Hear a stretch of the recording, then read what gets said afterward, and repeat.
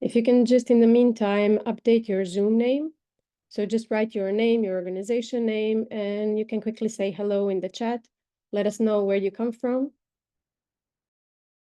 The ones that are joining in, hello, everybody. So we are just waiting for a quick minute. So in the meantime, if you can just update your Zoom name. So just quickly change it to your name and your organization name. If you can say hello in the chat, let us know where you come from, what organization you are joining from.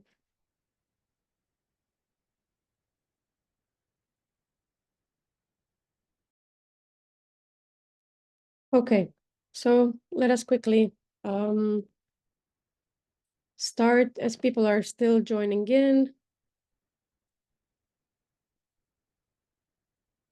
Just a couple of housekeeping rules while people are still joining in. I see we had quite a lot registered as well. I'm very happy for this interest on the topic.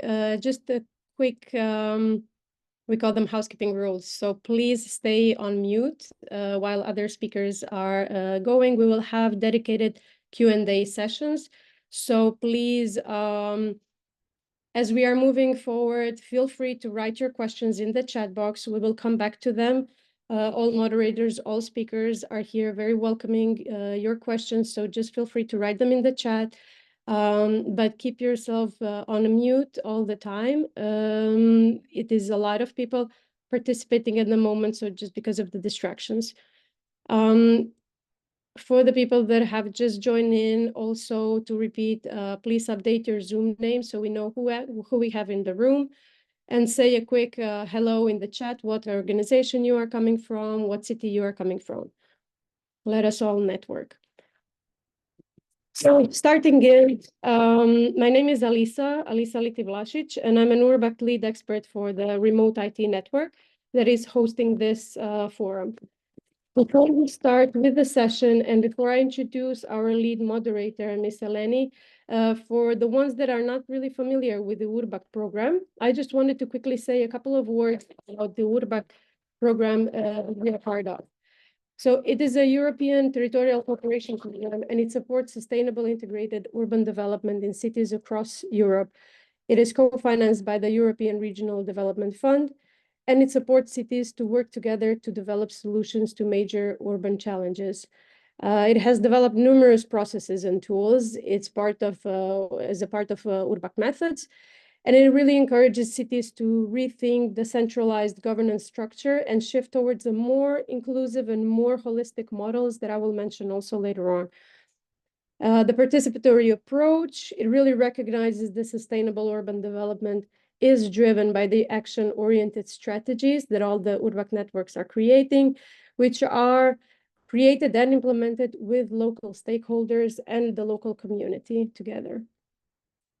To the capacity building activities and tools that URBACT builds the skills of local stakeholders in the design and the implementation of integrated and participatory policies, but also by sharing knowledge and good practice, good city practices through its knowledge hub that you can find in URBACT website.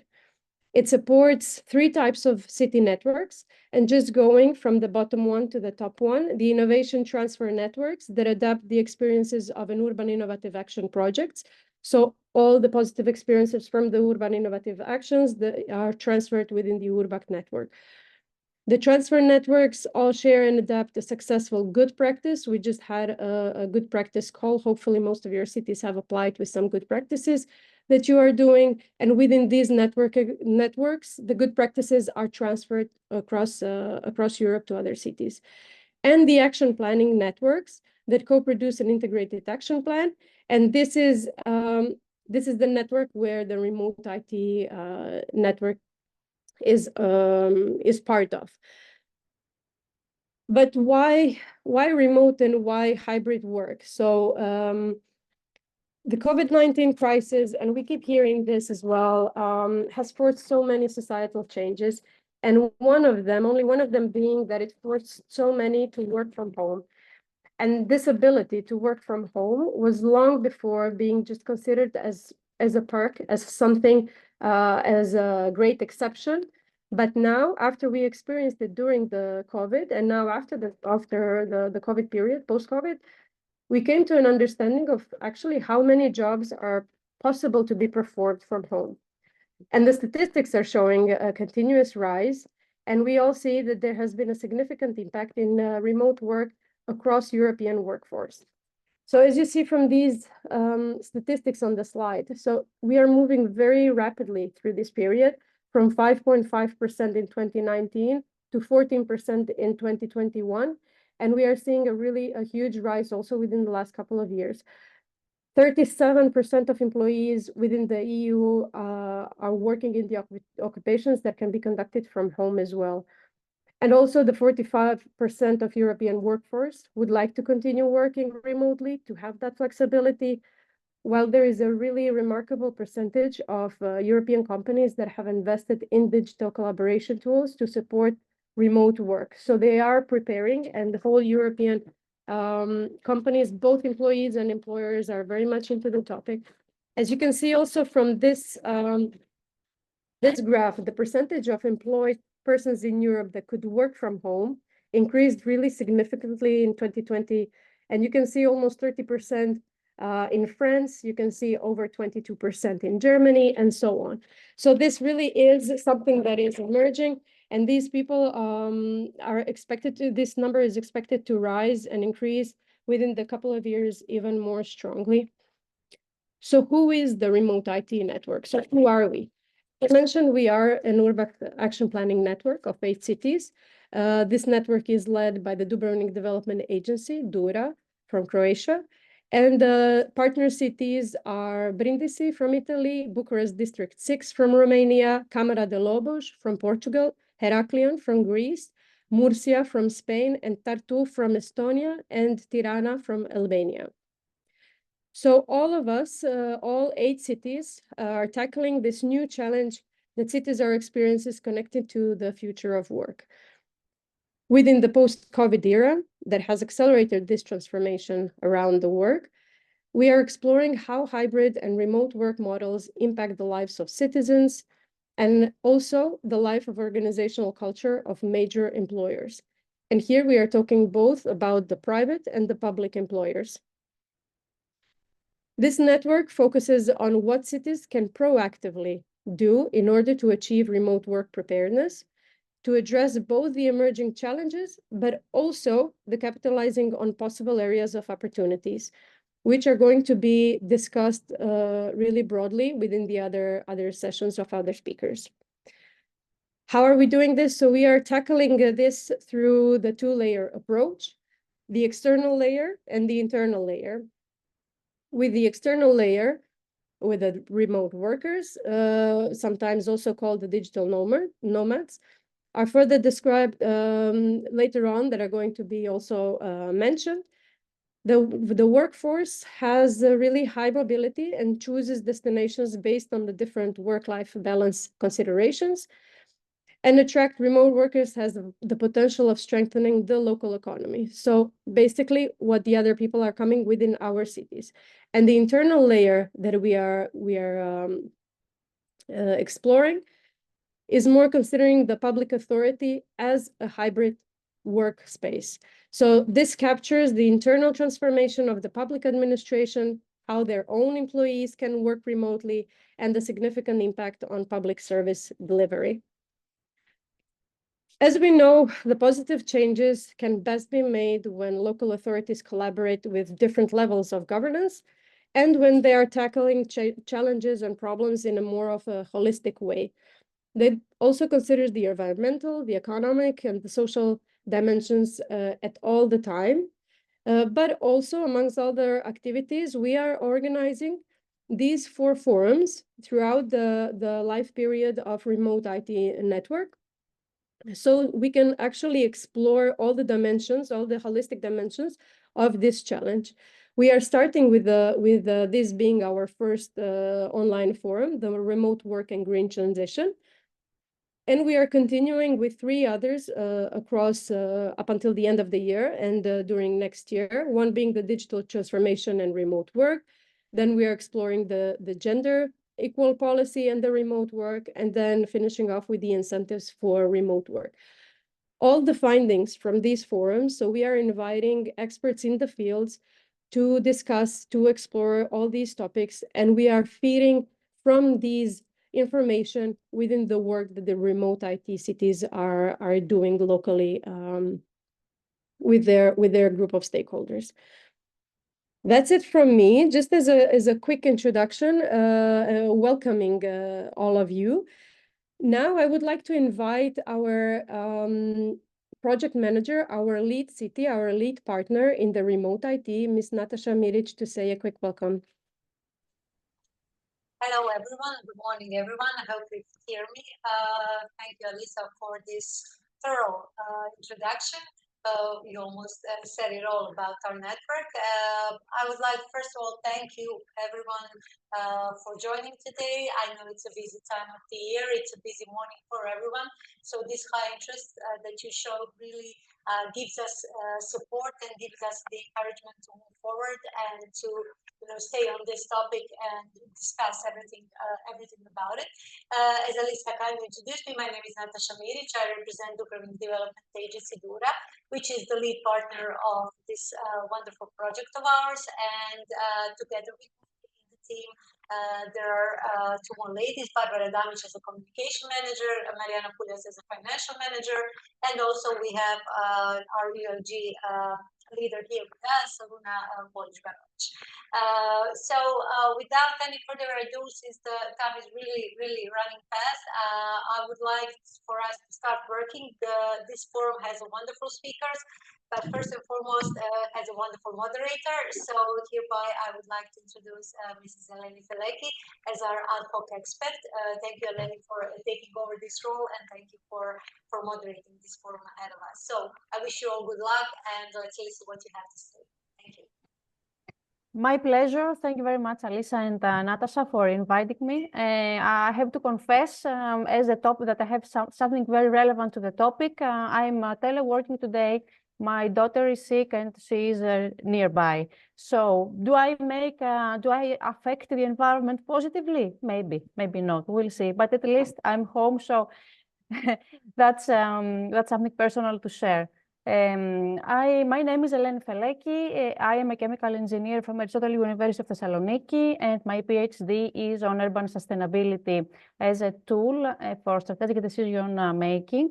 So I would like to thank all the speakers that are joining us today, and also all the participants, 75 people now on board. That is great. Let's see the agenda for today. Let's go very quickly through it. So first of all, we will tackle the topic of the impact of remote work on territorial development to a representative from the OECD. We will have a short Q&A session, and you can use the chat to drop your questions. We will try to address them afterwards. After that intervention, I will intervene with a short commenting upon the adverse effects of remote work.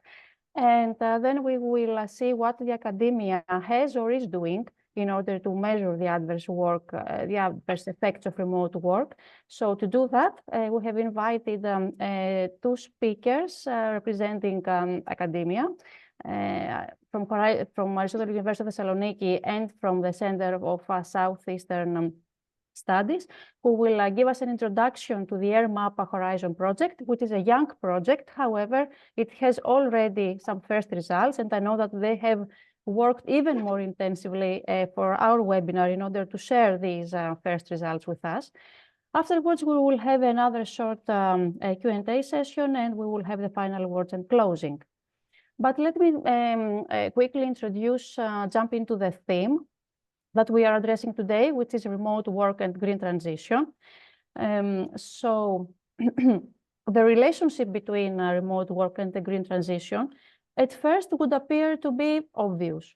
For example, all we consider the positive effects on the environment due to less commuter traffic and thus reductions in carbon emissions, better air quality, better microclimate. The first studies on the effects of remote work on the environment have focused on trying to measure these effects, and there is a study published by Sostero et al. In 2020. But as it turns out, this focus on telework and home-to-work commutes on non-teleworking dates adopts a very narrow perspective. So reaching the relationship, understanding the relationship between remote work and green transition, even if it appears to be obvious, it is really complex, and it lays on different number of variables and contextual factors. So is it really justified that remote work is a driver for green transition? And even if so, even if it is justified, are policies designed in an integrated approach? Because we are talking about the green transition, but Alisa showed earlier that there are another aspects as well. So are the policies designed in an integrated way, having taken into account every different aspect that is affected by remote work?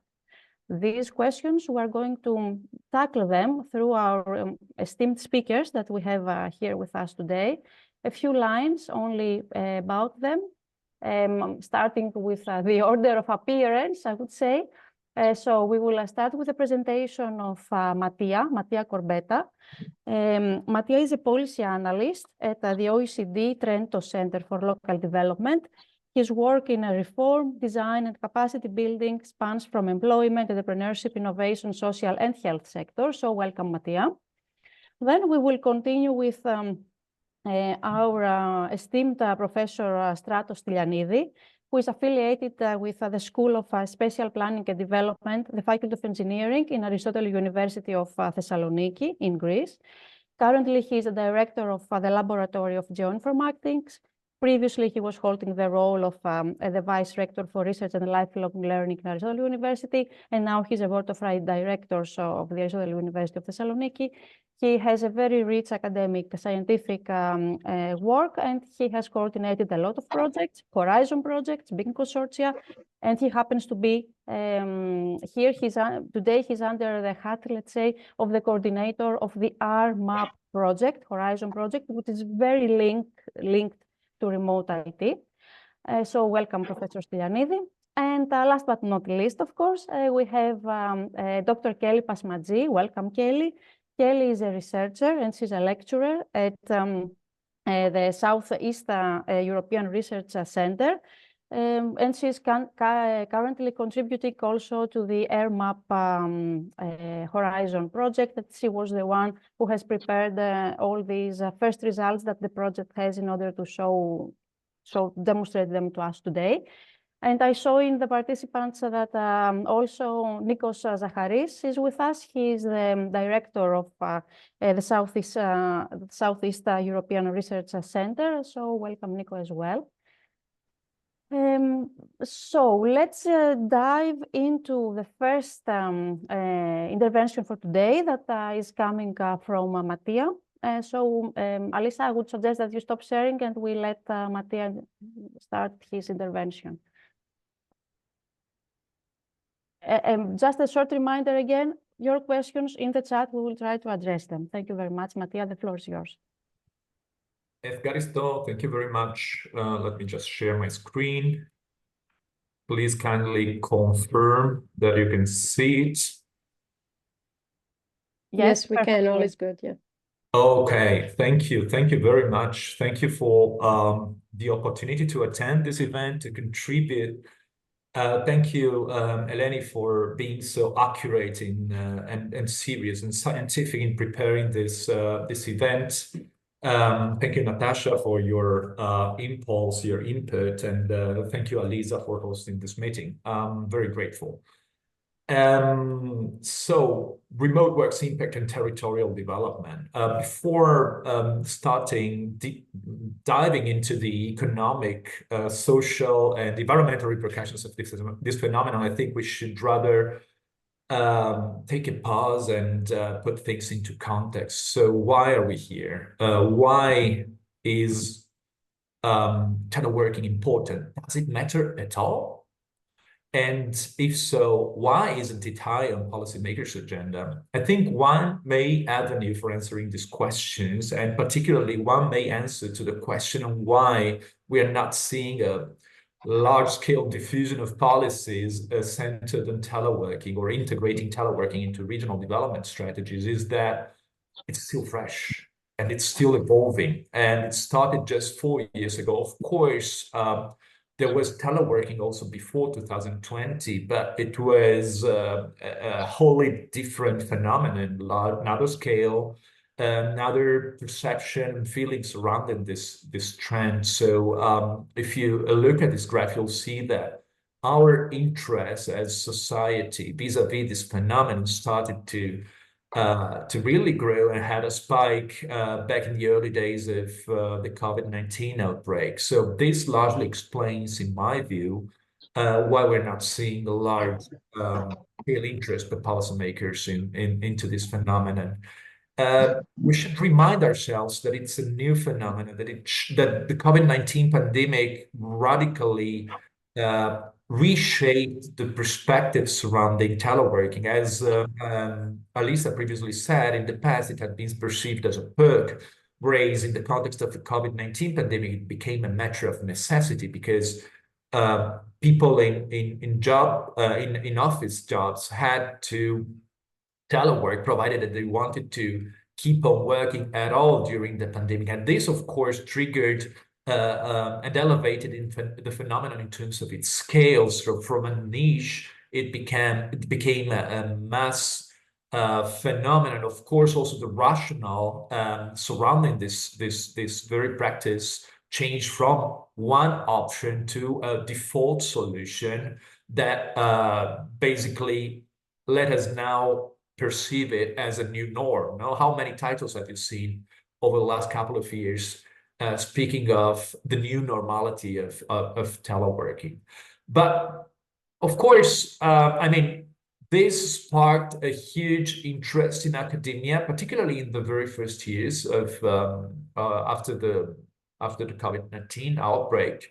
And research has been really enlightening in terms of investigating into the potential diffusion of teleworking, its actual spread, its impact on well-being, productivity, its distribution across workers group, types of firms, genders, age classes, and so on and so forth. But I think there's one major point which, curiously enough, Lisa already made in her introductory remarks, which still needs to be highlighted even today, and we should not forget, which is banally that teleworking is big.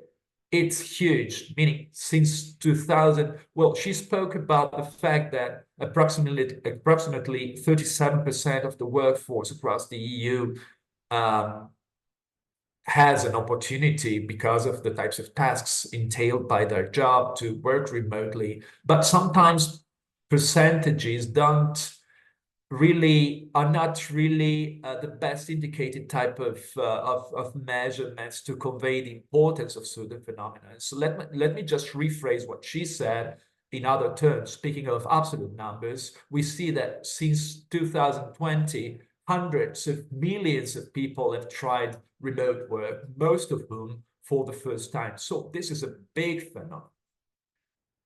And this is definitely one of the first major reasons why I think it's appropriate, it matters, and it's important that we are here today around this virtual roundtable to discuss about telework. Second major reason why it's important, it concerns its impacts on society, on the environment, on economics, on the labor force, and so on and so forth. And so not only because of its magnitude, but also because of the size and the diversity of its impacts, it's important that we look into it and think about it in a holistic, cross-cutting way, taking into account different perspectives that surround teleworking. So if you think about teleworkers' point of view into this phenomenon, you will see that huge questions are at stake, like, how will this new practice affect my work-life balance?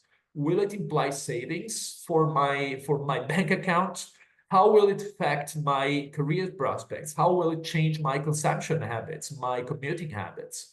And those questions are no less big also from a manager's perspective, like how will teleworking affect my staff's performance? How will it affect corporate spirit, innovation, cohesion within teams? Will I be able to retain talent in a new environment where teleworking becomes a new normal? So these are big questions, and provided that we agree upon the fact that it's important to embrace this challenge, is my firm ready technologically, culturally, to promote and adopt teleworking by default? These are huge questions. It's really a kaleidoscopic phenomenon. And from a spatial point of view, it's no less interesting. Urban planners, for example, have been wondering whether teleworking is a potential ally in their venture to free cities from traffic congestion, for example.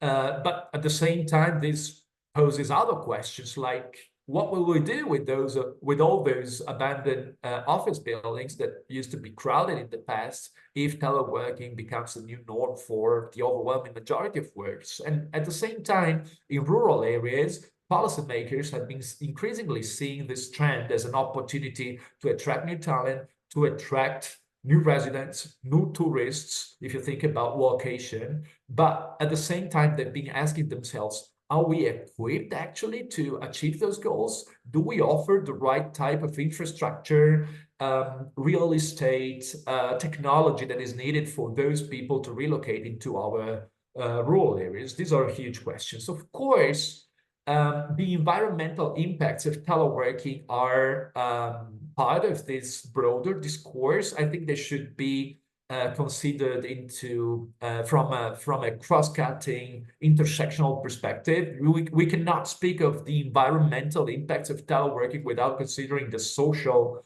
and labor-related and economic impacts of teleworking. But if we stick to this point of view of the environmental impacts, we'll see that it's very meaningful of the dichotomic nature of the debate and the discourse that surrounds teleworking, because this is a typical situation where on the one hand, we have multiple benefits in terms of reduced commuting emissions, potentially leading to lower carbon footprint from commuting, less traffic congestion, energy savings from office energy use, decreased air pollution, and the conservation of resources because of sustainable practices and so on and so forth. But on the other hand, we cannot deny that there are also potential drawbacks in terms of, for example, an increase in electronic waste, data center, increased home energy consumption. We have a potential proliferation of inefficient energy use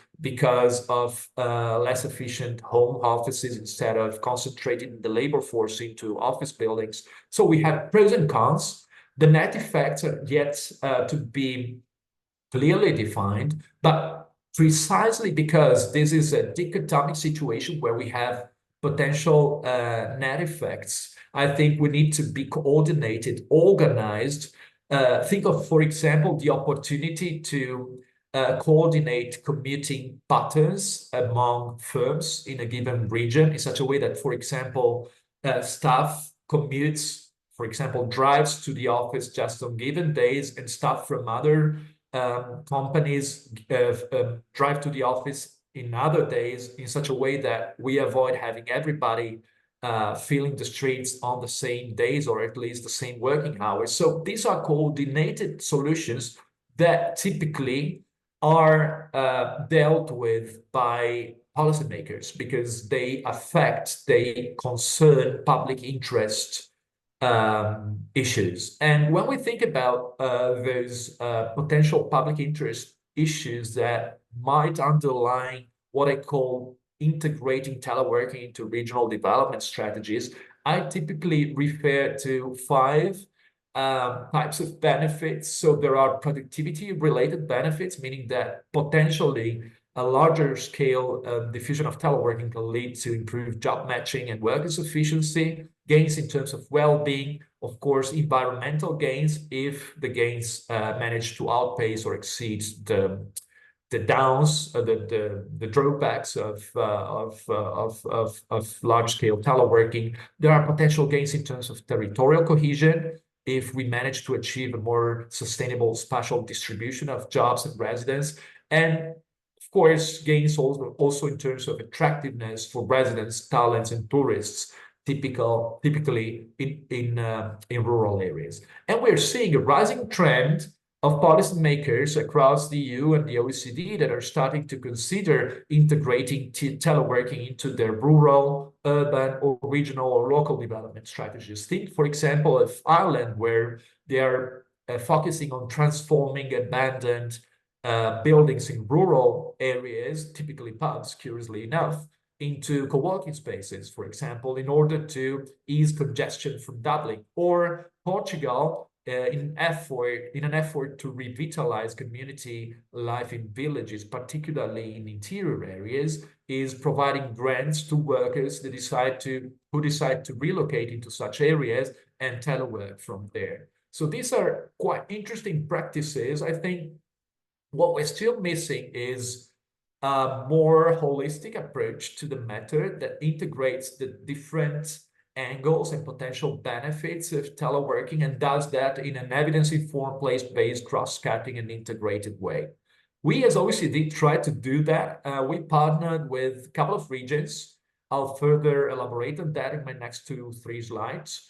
But basically, here, what I would like to underscore is that we were being very scientific. We first of all screened the local conditions for teleworking, because otherwise, if those pre-requirements for teleworking to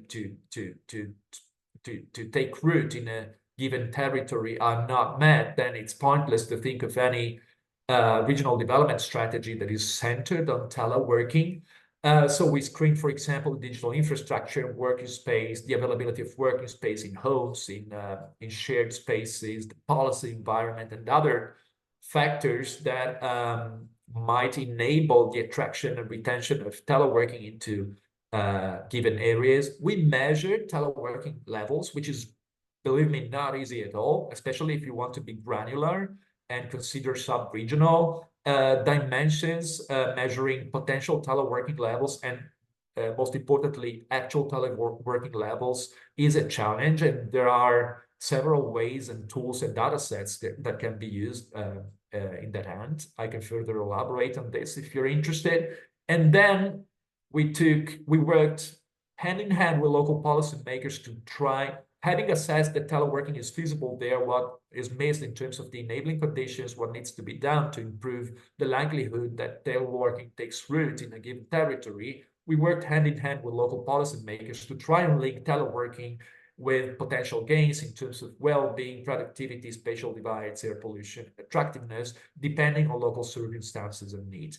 So in Trentino, which is a mountainous region in northern Italy, scarcely inhabited, but where most residents concentrate in the regional capital of Trento, the major challenge there was to, on the one hand, ease congestion from the regional capital, and at the same time trying to promote a more sustainable distribution of jobs across local geography. Think of a very mountainous region where most office jobs are concentrated in a given city, and many people live in rural villages that are quite detached geographically from their offices. So they need to drive over an hour every day, twice, to get to the office.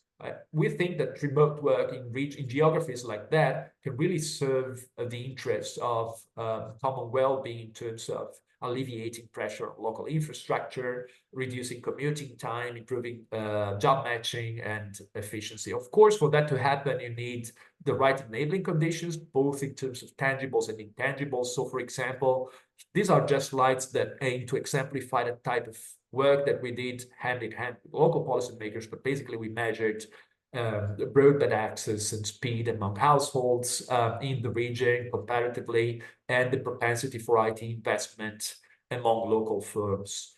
And we ended up visualizing that hybrid work can indeed be a solution to improve work-life balance, reduce commuting, retain residents, and foster territorial cohesion, because not only do people in Trentino drive considerable amounts of times to go to the office and work, but also they spend fewer hours in their communities because of this necessity of commuting to work. And this, of course, leads to a deterioration of community life and infrastructure also in those villages. So it's really a matter of fostering territorial cohesion. And the way Trentino is dealing with this is by promoting decentralized offices. By the way, this is an autonomous region that therefore benefits from special delegated powers from national government, and therefore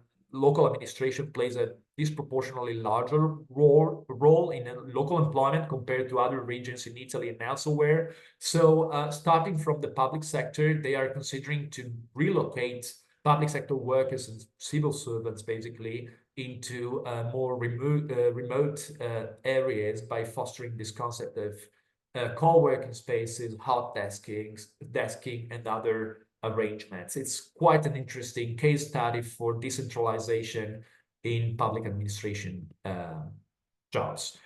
The Elbe-Saxe in northwestern Germany is a whole different story, a flat region with a strong manufacturing background, particularly in shipbuilding, but not limited to that. But because they don't host any university, they don't host any airport, this is a region that is suffering tremendously from the challenges of retaining their own youth and attracting talents, also because it's not easy to access, as we said, from an infrastructural point of view. So on the one hand, it's growing, its manufacturing basis is still strong and in good shape, in good health. But on the other hand, they are struggling, like many other industrialized regions in Europe, to address the problem of labor and skills shortages. So the main question that they asked us to answer was, how can teleworking help us address local labor shortages? And we ended up visualizing 3 ways through which that can happen. So teleworking can help activate individuals who are currently not seeking employment. Think typically of highly educated women that, because of their parenting responsibilities, are not part of the labor market. But not only that, teleworking can also help recruit talents from neighboring regions with longer commuting distances. Look at, so basically here we have the Elbe-Saxe, which is colored in green. Think of a city like Bremen in the east. Normally, people from Bremen would not consider accepting a job offer from Papenburg, the epicenter of the Elbe-Saxe, because it's too far away. They would need 1.5 hours almost to drive there twice on a daily basis. But if they are offered a hybrid arrangement that requires them to drive to the office just once or twice per week, then they might be lured to accept that job offer, which from a Papenburg perspective means that the potential talent pool for them is expanding meaningfully, particularly if you expand the travel distance from 30 to 60 minutes, you will have a 4-fold increase in the potential labor force for local companies to draw from. And then, of course, it's also a matter of attracting new residents from highly congested cities in Germany or elsewhere. Ultimately, and this is my last point before wrapping up, why isn't teleworking, if it brings so many potential opportunities, why isn't it higher on policymakers' agendas?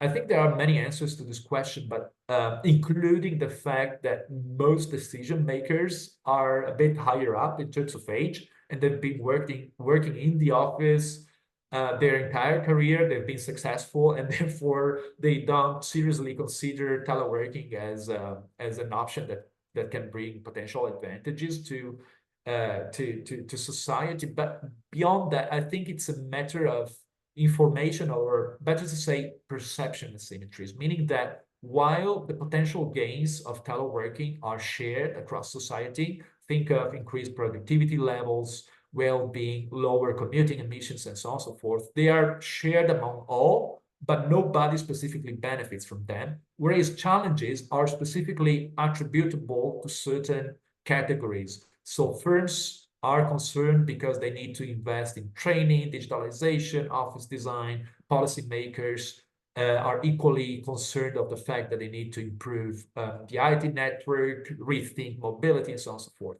So costs are individualized, whereas opportunities are shared. And this, of course, leads to an impasse where nobody is really taking action to integrate teleworking into regional development strategies. So to wrap up, my first takeaway is, I think it's great that you are meeting, that you're focusing on this topic, because it's huge, it's important, it has enormous consequences that we still not fully grasp. It's still unfolding, but it's affecting hundreds of millions of people across the EU and beyond.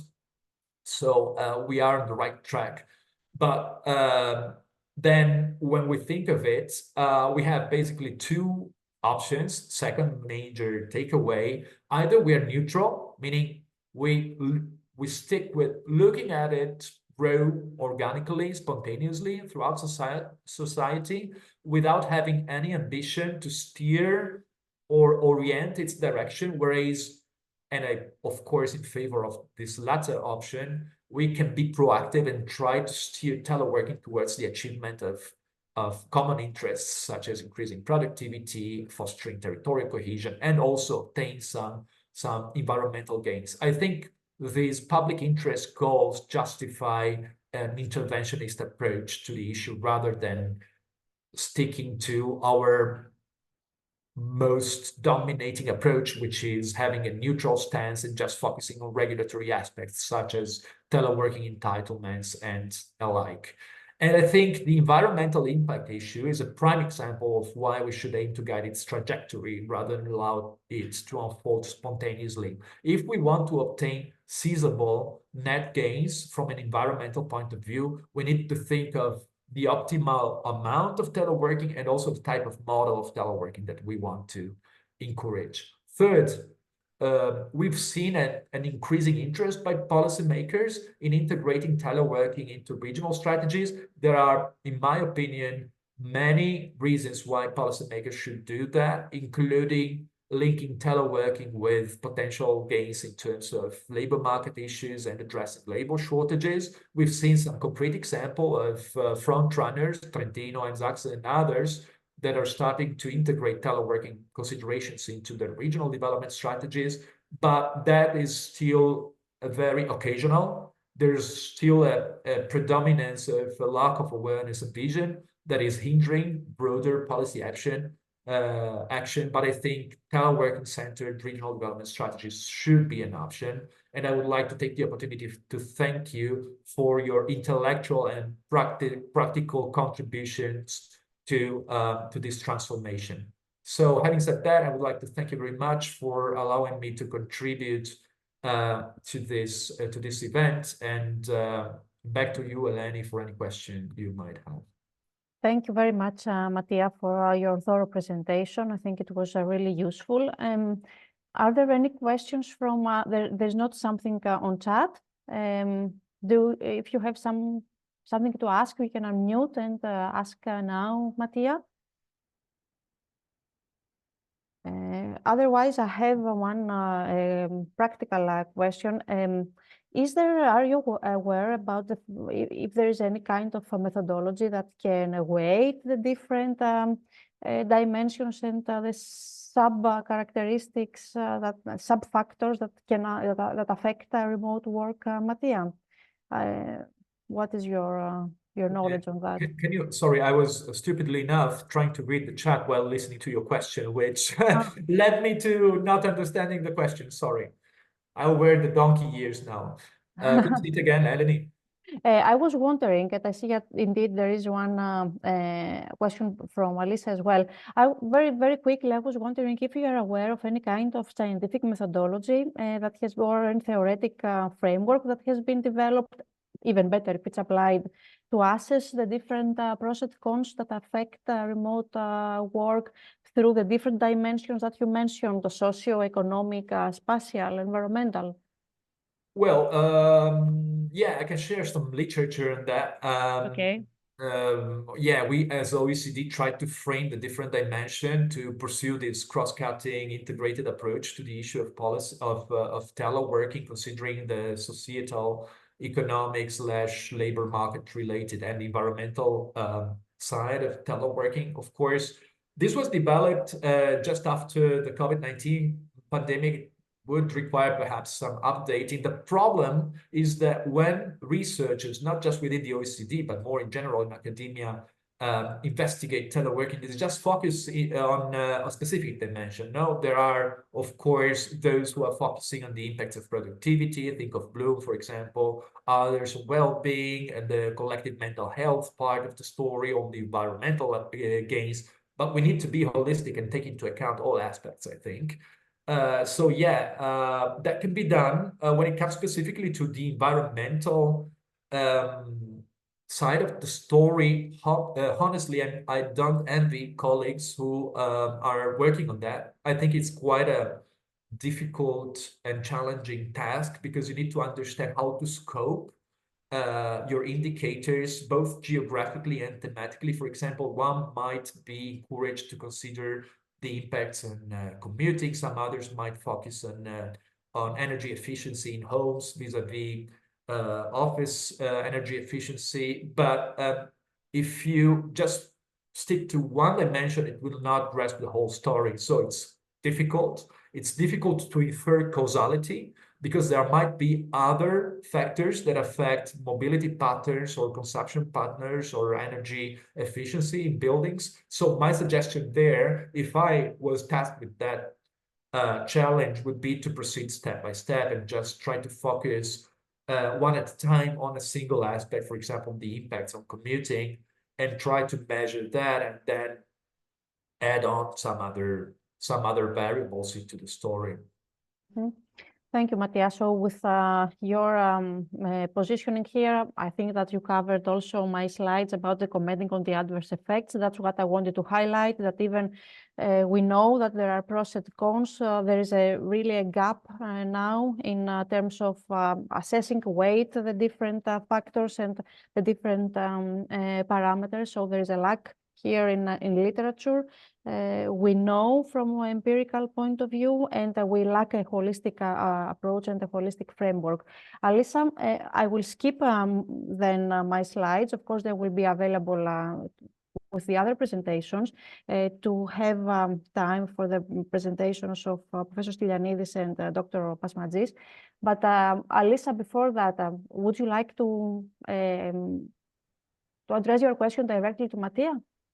I think we can continue later on, but I just would like to have this question in our mind, because as it was mentioned before, this is really a big thing coming here, and we are all the 8 cities. We are seeing on how to attract talent and so on, but we need to be aware of these talent leaving some other place, coming to our place, and so on. So I would just want to put the question out there. Maybe if we have a time at the end to discuss it.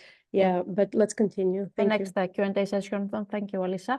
And thank you, Mattia, for this thorough presentation. Very useful.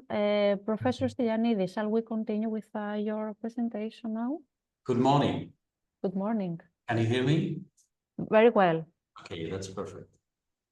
Let me share my screen first. Can you see my screen? Yes. Okay, now it's full screen. Okay, good morning to everyone, and thank you so much for inviting our project to this forum.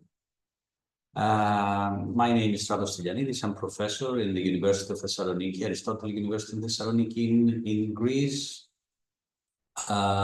directing the Laboratory of Geoinformatics at the School of Spatial Planning and Development, and coordinating the ARMA project which is a 36-month, a 3-year project from the co-funded by the European Commission. As you see in the slide, we have just started, so I will try to give you, let's say, the overview of the project, and then Kelly, she will proceed with the very first results we have. Actually, the first deliverable have been submitted a couple of days ago. We are a group of 12 partners coming from academia, coming from industry, representations from local authorities, as you see, from 8 different countries. And, you know, we are not the only one, the European Commission, because the topic is quite hot for the entire Europe, funded 3 projects. Okay, one of this project is the RMAP, and recently, a couple of weeks ago, we just finalized on how these projects will be collaborated. That was a directive given by the European Commission in order to maximize the impact of our results, to see how we can cooperate more. So what is the situation that we created this project? Of course, as you have heard from Mattia, the outbreak of the pandemic led to this booming, the increase of remote working. And our interest came originating, you know, from different disciplines, from economics, from planning, from digitization, from health, from environment and sustainability. We aspire to investigate more all these spatial, environmental, social, economical implications of remote working in the daily lives of people, of course, which is above all. But we wanted to see this bipole of between urban and rural divides.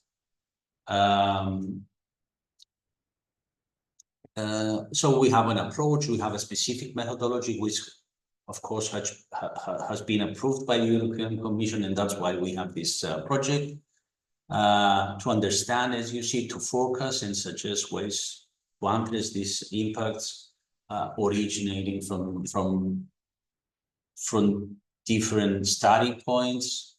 Either they are correlated with spatial implications or environmental, economic, or health and social aspects. We will have surveys.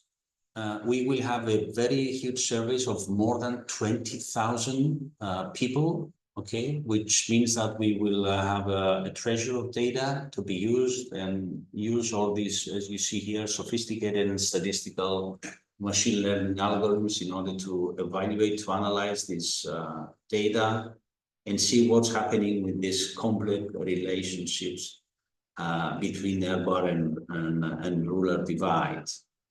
And at the end, we will try to model this issue. We promised a model, and then we promised once again, as you see here, a user-friendly visualization tool, which is expected to be useful for stakeholders. Many of you are here, like the local and regional and development authorities. Of course, to interactively explore the economic, social, and spatial effects of this phenomenon. At the very beginning, and I'm sure that Kelly will give you more information on that, we're trying to understand the state of play, to setting up the scene, the literature review, what is written out there, which is the exploratory phase, and then we'll try to model this system according to the data that we will collect from surveys, as I have said.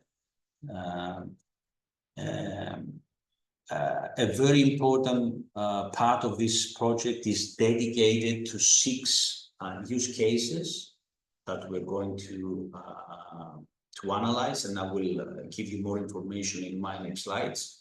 And of course, at the end, this platform I said, that we promised to the European Commission in order to, let's say, to support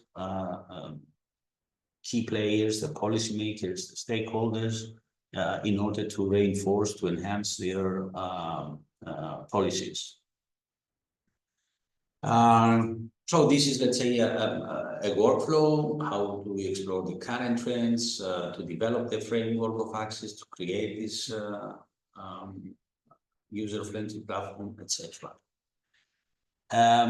I would like to stay a little bit in the use cases, just to get a flavor of how did we spread this in the different regions of Europe. And you have to know that this is also happening in the other two projects. And if I can, let's say, see outside the window 4 years from now, I'm sure that the European Commission will have a wealth of data in order to understand this phenomenon better. So as you see here, we have 6 use cases in order to understand, and you will see the differences between the use cases in these areas. And of course, we selected this according to their ability to present the complex heterogeneous reality of remote working effects, which of course differ from region to region. The first one is here in our city, in Thessaloniki, which is the second largest city in the country, with the largest university in the country, as we say.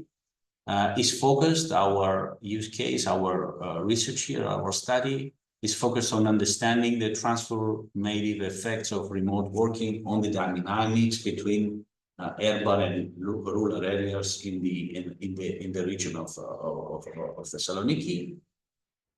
I have to say that we started working with the local stakeholders in order to gain insights, and of course to develop strategies to promote sustainable urban development as remote working increases, which is what we call. Our focus in these use cases, you see, is housing markets, is the office space utilization and traffic congestion, okay, which is highly correlated also with sustainability and environmental issues. The second one is one of the two, as we call it, cross-border use cases. Okay, it's between the Netherlands and Germany, and you see here in the Twente region in the Netherlands, and these neighboring regions in Germany, because of course one of our partners is coming from there, is the University of Twente.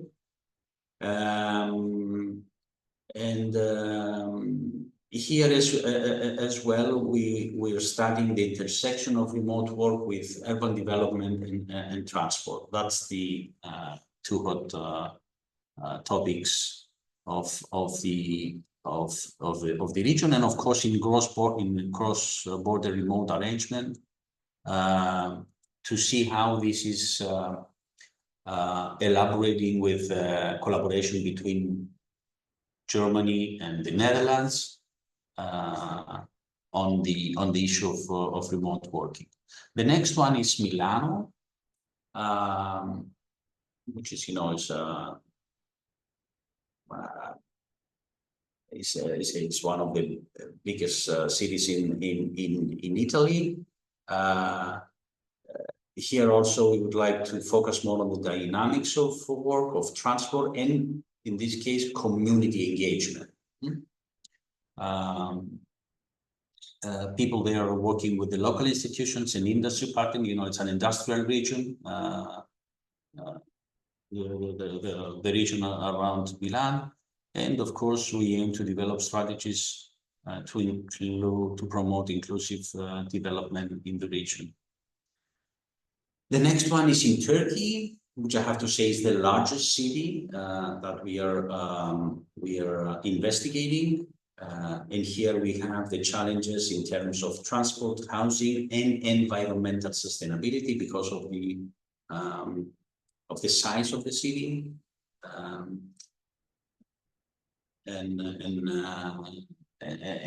And in this case as well, we are trying also to engage the local authors, our local partner there, the Koç University, to involve them in our processes. The next one is from United Kingdom, from Surrey. And in this case, we have the dynamics between peri-urban areas in the context of remote working. In this case, we are investigating more on the patterns of work, mobility, and of course the community of life in the region. And the last one is also a cross-border, is between Austria and Switzerland. We have a partner from Austria, and as you see here. And in this case, we are examining also the cross-border collaboration and remote working dynamics between two countries, let's say in the heart of Europe. So what are the expected impacts, let's say, that we aspire to have at the end of this project? Is the scientific advancement on the evaluation of the remote working arrangements. Of course, and above all is the social benefits from workers, from people, from our people, European citizens, the businesses, in order to be sure that their well-being is in the level that the European standards are setting. Economic benefits such as improved digital infrastructure, which it's obvious that it's a very important building block in remote working phenomena. Without digital infrastructures, it's not easy for someone to be moved anywhere, especially in rural areas. And of course, as I said, the model and the platform that is dedicated for, let's say, for policy making, or better, for supporting policy making. If I could summarize, let's say, in terms of environmental and sustainability, I mean, what is the dimension, or what is the target of our project? It's obvious how remote working arrangement and sustainable development is connected, and we consider that by this powerful tool that we aspire to develop at the end of this project, we will give the support to policymakers and stakeholders. I'm sure that from the scientific part, because I'm coming from academia and research, is also very important in order to understand what are the insights, let's say, of sustainable development, so as to make our communities more resilient. Because I don't know, in this discussion, we should always have in mind that maybe something new is going to come in the next coming years or in the next coming decades. So we have to prepare. It's our obligation for, especially for those that they have,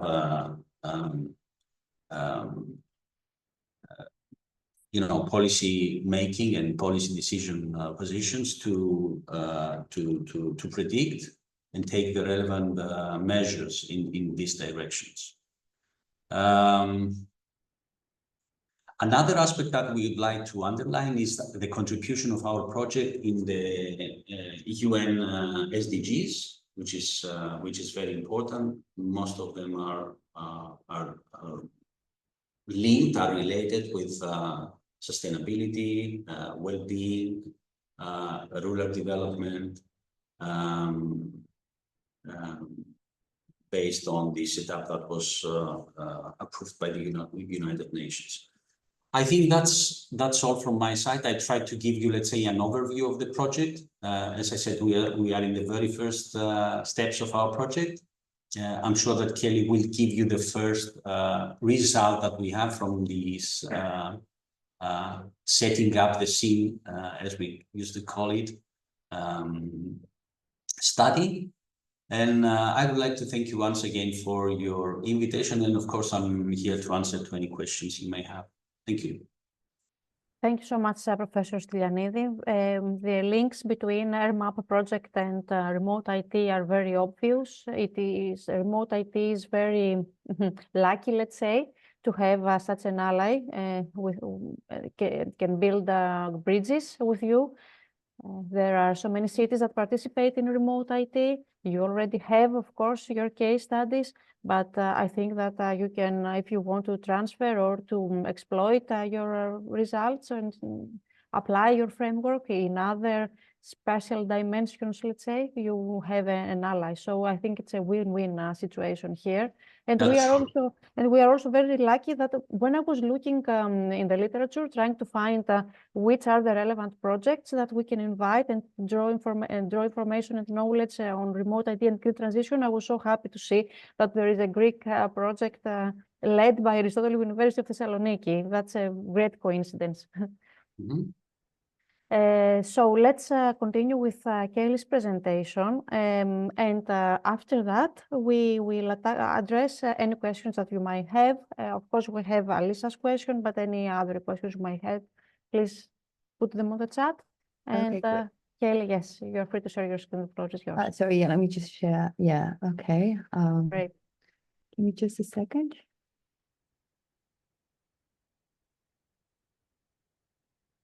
So can you see? Perfectly. Okay, great. Thanks. So first of all, let me start by thanking you for inviting me to participate in this webinar. It's really exciting. As Professor Stylianidis already mentioned, we only just got our first results because we're quite a young project. So today I will try to present some of the insights that URBACT has already produced, and specifically the output of our first task, which involved mapping remote working and other relevant arrangements, specifically or predominantly in Europe.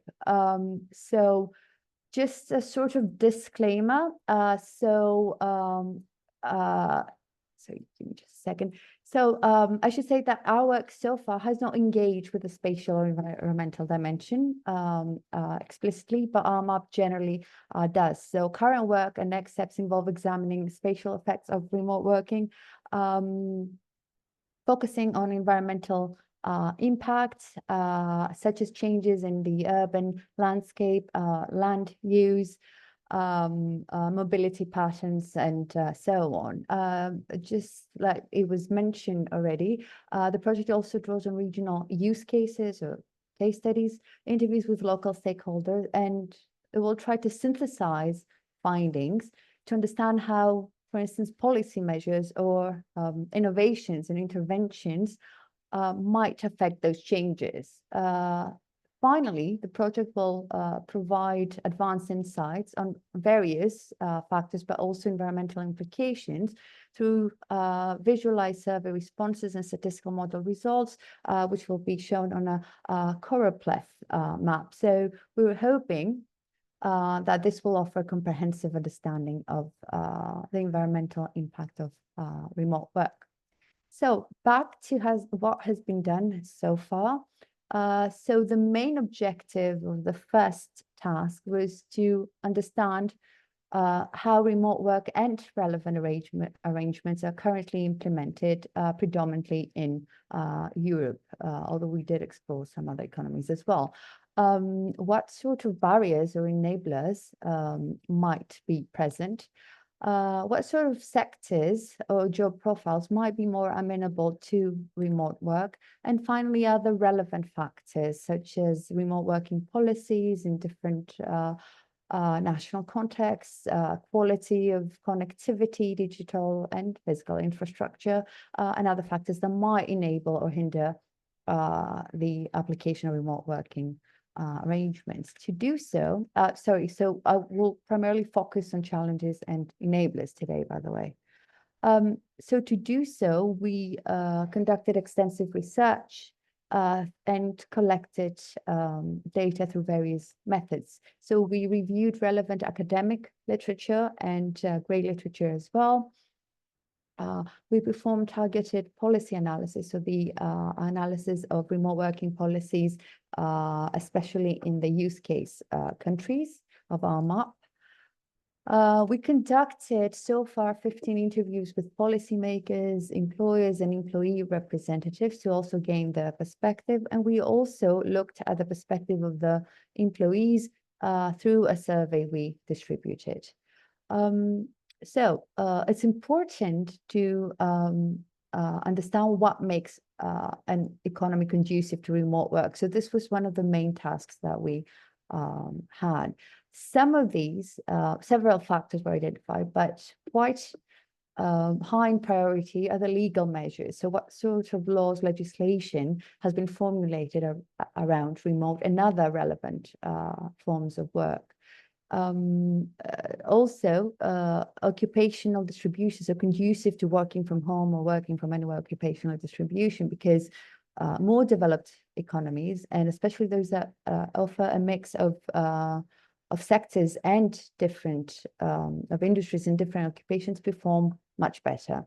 Of course, remote work is not possible without robust digital infrastructure, but also physical infrastructure and social safety dimensions such as personal rights, inclusiveness, and so on. So I will mostly present about the three first factors today. So from the legal perspective, remote work has various configurations and terminology. So I'm sure you've encountered some of these, and these are only indicative, such as telework, agile work, flexible working arrangements.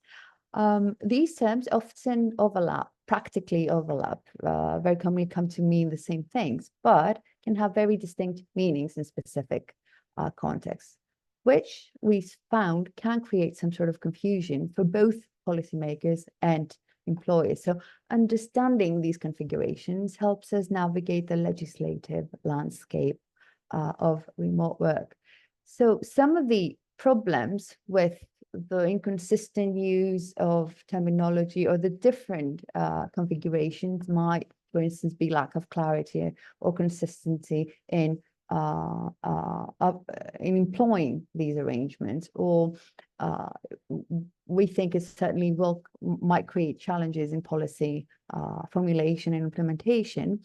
And it might have an impact on legal and regulatory frameworks, which are trying to capture it as a phenomenon. So it's important to really define those terms. So legislation around remote work we found can be quite similar across countries, but can vary also significantly. So for instance, very briefly, Austria and Greece require agreements upon hiring or modifying a contract to accommodate for these arrangements, so be it fully remote or hybrid working arrangements. Whereas the UK, well, there's a very high take-up of remote work, does not necessarily have specific teleworking laws. Generally, certain legislative supports, like flexible working laws, such as in the Netherlands, or sectoral agreements in Germany, do facilitate teleworking. So collective agreements in these countries support flexible work arrangements. However, there are significant barriers.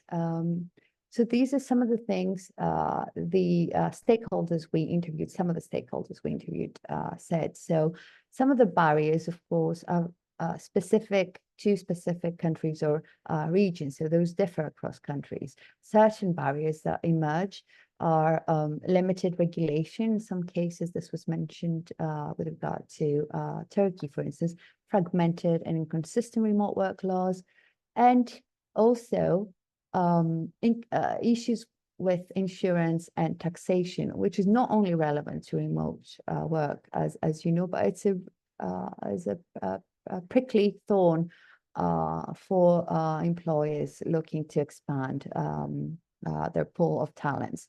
So this is just some of the, these are just some of the things the stakeholders we interviewed said. So legislation can make a given country or region more or less conducive to remote or other flexible working arrangements. Now let's shift our focus to sectors conducive to remote work. So we found a very, very robust, very interesting study, which drew on 250 million job postings across 5 Anglophone countries, so US, Australia, and so on, by Hansen and others, which found a dramatic increase in remote and hybrid job postings, but predominantly in specific sectors. So for instance, computer, finance, legal, and management. So we see that certain sectors can be far more conducive to remote work. So are certain job roles. So professionals in the EU, at least, and managers are more likely to be able to work from home or another location compared to blue-collar workers. So this indicates that both white-collar occupations and senior positions are more amenable to remote work. So our survey, which let me remind you, targeted employees specifically, also supports these findings. So our respondents came primarily from professional and business services sectors, and many of them were in management positions, from middle and high management. So what does this say about teleworkability, if you will, across countries? Well, this was already mentioned today, but certainly there's unequal distribution of remote work opportunities, which has to do with a lot of factors. And perhaps this is one of the reasons why it's so elusive. Remote work is so elusive to study. For instance, the knowledge sector seems to be far more conducive to remote work, which is fine. But it's not as developed in all countries we study. So the Netherlands excel in the sector, Germany, and so on. Some others, like Greece, for instance, do not fare as well. The digital intensity of companies and SMEs also plays a big role, and also the size of the companies. So larger companies with larger digital intensity fare much better. They're primarily found in northern countries. So Greece, again, was found to have the lowest SMEs digital intensity of the countries studied. Netherlands excels at all indicators, and Germany is doing faring quite well. So these are just indicative to show you that there's unequal opportunities or potential opportunities for remote and hybrid work, because digitalization plays a huge role there. Of course, policies have been articulated and being implemented across a variety of countries to boost digitalization of various processes, including, of course, businesses, such as Italy's Transition 4.0, Austria's Quantum, Austria, and so on. But another source of inequality we found, which also touches upon the urban-rural divide, is the level of digital skills or relevant skills to participate in the digital economy. So again, certain countries fare much better than others, and also urban centers fare much better than rural communities. So all these differences affect the feasibility and effectiveness of remote work across different regions. But of course, like I said at the beginning, digital infrastructure is a key factor. So again, we see significant variations, especially in the adoption of high-speed broadband. So 100 megabps and 1 gigabps, which shows particularly high take-up in the Netherlands, whereas Greece has a very low adoption rate. So this disparity indicates that certain countries are far better prepared for high bandwidth requirements for remote work than others, so potentially affecting their competitiveness and remote work feasibility. There's also great consistency, by the way, in the consistency of the quality of the internet. So most likely plays a very important role in remote work. So apart from looking at data sets, reports, and academic articles, we also turn to the main stakeholders for their input. So employers, I repeat, policymakers, and employee representatives. I try to provide some of the priorities or enablers they talked about, and then some of the issues and barriers. So from a legal and regulatory framework, many stakeholders suggested that, of course, the future is remote work or hybrid work, better yet, but there is need for flexible work arrangements to be defined legally. In suggesting legal frameworks and so on, one of the priorities is to make sure that employees are protected from any sort of wage inequalities or other sort of inequalities. And of course, occupational health and safety measures were mentioned by quite a few. So it's quite tricky, the interviewees suggest, to apply the measures when remote working is involved.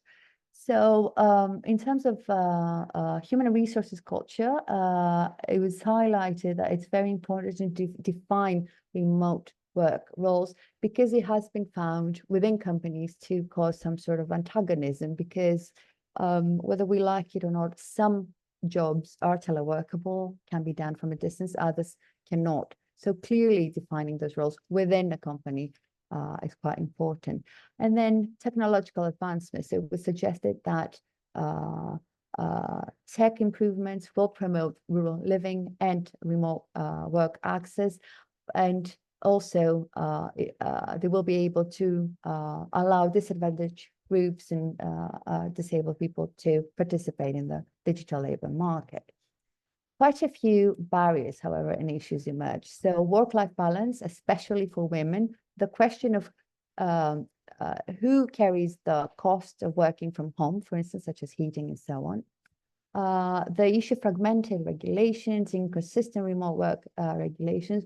There's a lot of uneasiness and worry on behalf of employers about data security, and also lack of transparency of funds. This was especially raised in the case of Turkey. So Turkey is taking measures to help SMEs digitalize, but it's just that employers do not necessarily know about all those chances. The issue of equity was raised, so it's difficult to see and monitor and potentially penalize employers in how they assess and promote or not promote employees. And of course, again, access to remote work depends on job roles, which can create antagonism between remote and non-remote workers.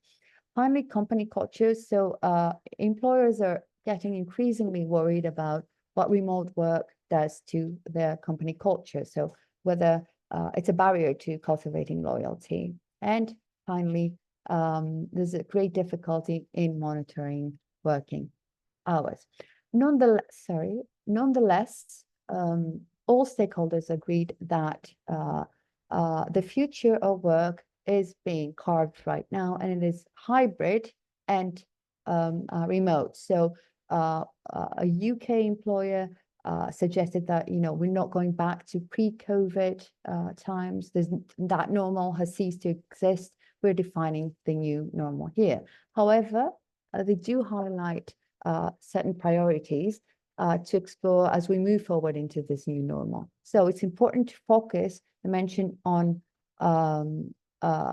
new skills for the younger generation. So equipping the younger generation with the skills needed to participate both in the knowledge economy, but in have access to remote working and hybrid working opportunities. Tech infrastructure will boost rural areas, and policy should focus on education, equitable policies, and on hybrid work models. Because I have to say that from literature and stakeholders, discussions with stakeholders, hybrid working arrangements seem to be much more preferred. So there is some need for employers to get the employees in the office. Dear Kelly, excuse me, could we wrap up because we are really running? Yes, sorry. So Thank this you. is just some, yeah, I apologize for that. Just some input from our employees. So I'm just gonna wrap it up with the key takeaways. So we found significant disparities in digital infrastructure and skills among European countries. And of course, rural areas lag in both digital infrastructure and human capital, so impacting remote work policies, attractiveness. Policies across Europe at least are relatively similar, but there's a need for robust and monitored implementation for various factors, health, safety, security, and so on. And telework is key in EU digital policies, yet gaps in infrastructure and policy harmonization remains. While remote work is here to stay, there needs to be especially dialogue between companies and policymakers to address any sort of insecurities or needs for infrastructure. So thank you. Thank you so much. Thank you so much. Thank I'll you, just Kelly. stop sharing, yeah? Yeah. You are so excited about your project. It shows. Congratulations. Good luck with the rest. Alisa, back to you for thank you all from my side, to all the speakers, to all the audience. Alisa, to you for questions and closing. Thank you, Eleni. I see we only have a couple of more minutes. We have only 3 minutes, and I see so many questions in the chat now coming faster. So I see, considering the current trends in the labor market, Lucia is wondering how cities can leverage remote work trends to attract talent, but also to address labor shortages. We have within the remote IT network, we have many cities that are quite tourism focused and are having very big challenges with the employees, with the talent attraction and so on. But also other cities that are having this problem of shortage of citizens leaving the city. So maybe if somebody can, Mattia or Kelly, quickly comment on this question. If I can also. Yes, of course. Yes. Shall I start? Yes. Yeah, I will try. I'm just taking a look at the questions that you raised, Natasa, Alisa, and many others. I will start from our project. Of course, you can come in touch and I mean closer with our project. The first thing is to follow our social media. The second one is to be registered for our newsletter. And of course, for closer collaboration, like on what we did with our sister project, as we call them, the other two that funded by the European Commission in the framework of the same call, maybe we can have a project by project, let's say TC, in order to see what we can do together, like we did with the other projects.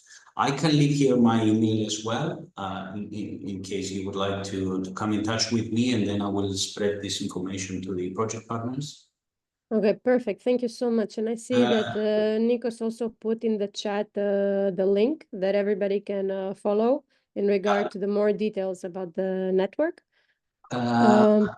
Yes? Yeah, I think there is a big challenge about, and that's what we investigated, the urban-rural divide, okay? And that's what we foresee in our project. It's not easy. We have to be honest, that many regions in Europe, in Greece as well, they're facing these gaps on digital transformation. And this should be a message for Europe and of course for the countries on how should they invest more in order to prepare their regions to host more people there. For instance, in Greece, we have our beautiful islands, but I don't know how easy it is for someone to, I don't know, to go there in every island to work if the digital infrastructures are not well set up. Another interesting question has to do about, okay, how do we balance the energy efficiency, sustainability, and the needs for supporting digital transformation projects. I think that Europe, and this is for me as European citizen, the model above all is the European citizens, their health and their well-being. So if this is the norm that Europe has to shape the future of European citizens, of course they have to see and they have to invest more on how do they prepare, not more the cities, but more, give more focus on the rural areas. And that's not, and this is a phenomenon that's not has to do with many European countries. I don't want to take more. There are more questions. It's better. Yeah, thank you so much. Mattia, take the floor as well and say a few Thank things. you. Thank you so much. I would just maybe just quickly, because we did not discuss this at all, but maybe to Mattia. So we have discussed about this huge trend coming along, like a big trend coming, but there are still some companies, some cities, that are trying to push it back, trying to revert it, trying to get back to the before COVID time, pushing everybody in the office. How do you see this one? Do you see it as I do, like they will start losing the talent, or do you see it somehow differently?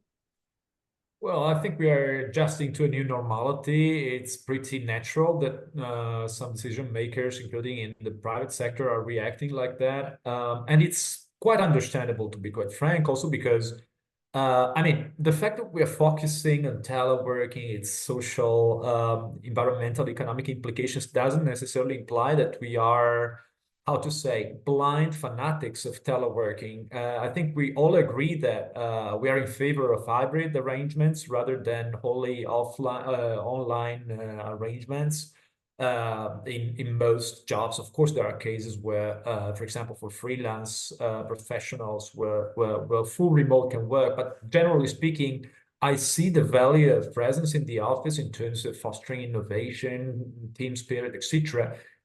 At the same time, I see also the potential advantages that I outlined previously in my presentation. So I think it's quite natural that we are observing this adjustment. I think inevitably it will still grow in the future because, as we saw in somebody's slides, there's an impressive predominance of preference of future working arrangements among the workforce. The fact that we are aging as populations speak in favor of an increased bargaining power by workers because they are becoming a more rare resource. And therefore, if they are becoming more rare and they have such a huge prevalence in preferring that modality, I think we'll keep on talking about this topic for many years to come, and it's not due to stop because some managers decided to have us back in the office. Perfect. Thank you. Thank you so much for the response. I do agree. I fully agree with that. I see we are 4 minutes out from our time, and we still have over 90 people, 90% of our participants. So thank you so much for being here, for being really active and listening to this presentation. This is really important for us, the discussion, and we really had a great line of speakers. And I truly thank you all for your contribution and for the time that you have invested in this. Most of all, thank you, Eleni, for making this happen.